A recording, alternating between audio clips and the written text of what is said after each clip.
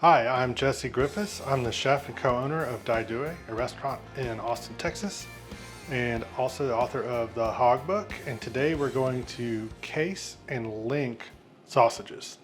Sounds a little daunting, but it is actually pretty easy once you get the hang of it. So the things that we're going to need are seasoned sausage meat, of course, a tray to kind of land these sausages in as they're cased, a handy little tool here. This is a sausage pricker. This is a custom job, obviously. And then of course, casings. And lastly, and most importantly, what we have here is a limb gravity stuffer. This will hold, I think, 15 pounds of sausage. And once you get good with these things, you can go really fast. We're gonna do about a 5-pound batch of sausage today. So let's get started. First thing, casings. So we're going to use natural casings today. And so these are hog casings. These are my preferred size, which is a 29 to 32 millimeter casing.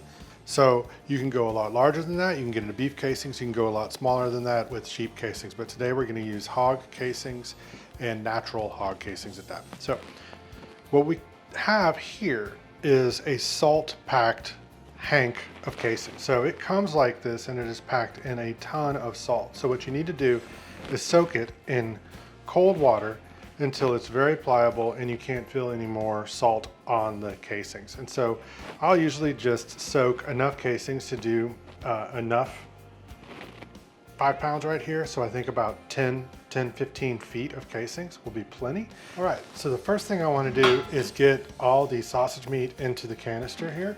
And what I want to do is put it in there and press it down. I really want to get as much air out of this sausage mix as possible so that as I'm stuffing it, I'm not forcing any air into the casing. So next up, I'm going to put this onto the stuffer.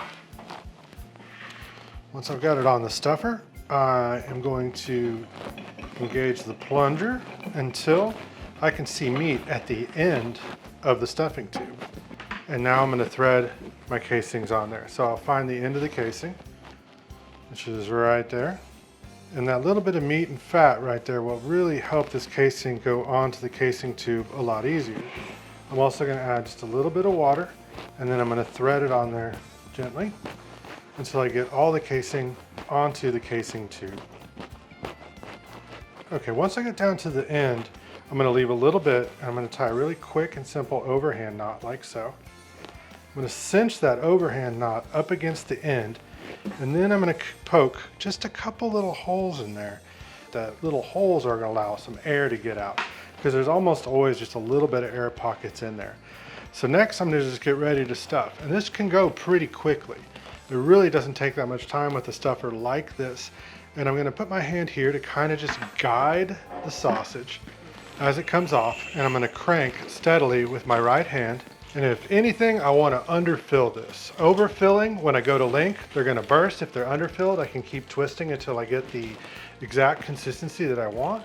And there we are. We're at the very end. I will come in, cut that, and then tie a simple overhand knot right there. So to link, what I'm going to do is I'm going to form my first coil and my second coil, and I want to make them about bun length, about 6 inches. You can make them as big or as small as you want, really. So I'm going to pinch gently at about 6 inches, the first one and the second one. I'm going to pinch that one. Then I'm going to flip that one away from me. I'm going to come in, I'm going to form number 3 and number 4. This time I'm going to flip this one towards me. And then I'm going to come in number 5 and number 6. I'm going to flip that one away like so. And then just twist this last one by hand until that one's tight too.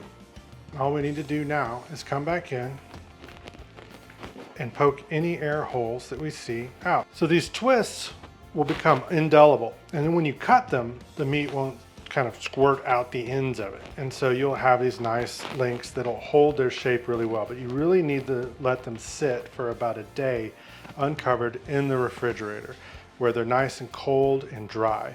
And what that's going to do is also going to allow all the seasoning inside to kind of homogenize, and it'll kind of cure a little bit. And it'll just be a better texture and a better flavor. And that is how the sausage is made. You can see this video and many more on themeateater.com. Thank you.